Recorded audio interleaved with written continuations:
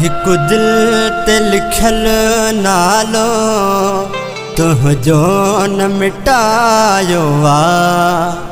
हिकु दिल ते लिखल नालो तुझो न मिटायो आ।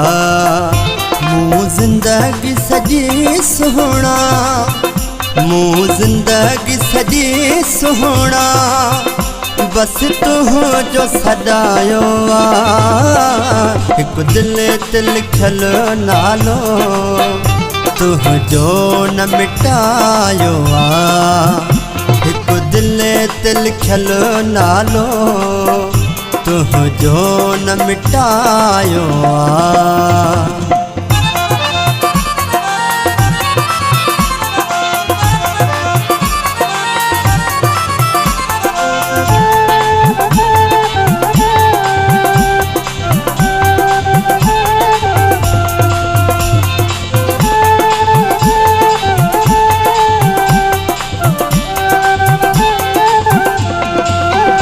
हर रोज मुझे ख्यालन में सुहिणा रहंदो आ।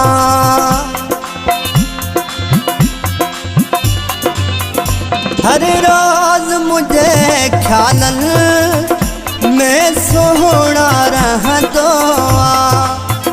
हिकु मिंट भी मूं खां परे दिल पर न थींदो आ। रब जाने मुझा दिल पर बस तोखे चाहियो आ। रब जाने मुझा दिल पर बस तोखे चाहियो आ। मूं जिंदगी सजी सुहिणा, बस तुझो सदायो आ। हिकु दिल ते लिखल नालो तुझो न मिटायो आ।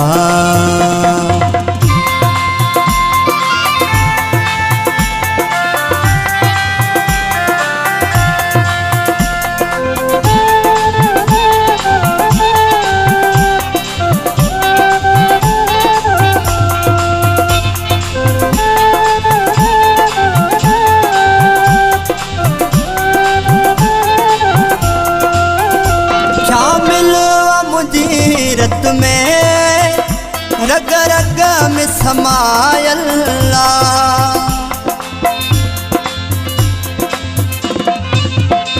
शामिल मुझी रत में रग रग में समायल्ला।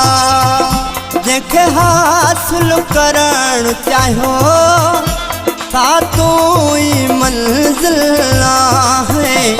इतबार तू करे मुझे तोखे पल न भुलायो आ।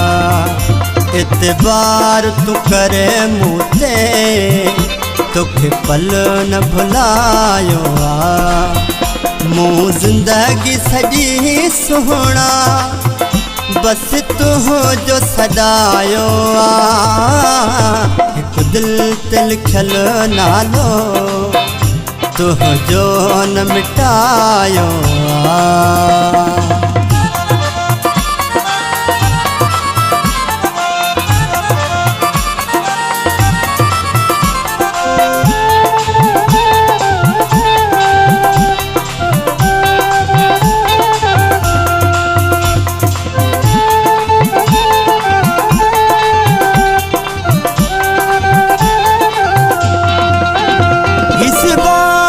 जब गुलमा तुझो राहूं वेठो ॾिसां, हिस बाणीअ जब गुलमा तुझो राहूं वेठो ॾिसां। कॾहिं जे कोटड़ीअ में सिक ॾाढो सतायो आ। तुझे लाए हिते प्यारा इंतजाम करायो आ। तुझे लाए हिते प्यारा इंतजाम करायो आ। मूं जिंदगी सजी सुहिणा, बस तू जो सदायो एक दिल ते लिखल नालो तू जो न मिटायो एक दिल ते लिखल नालो तू जो न मिटायो।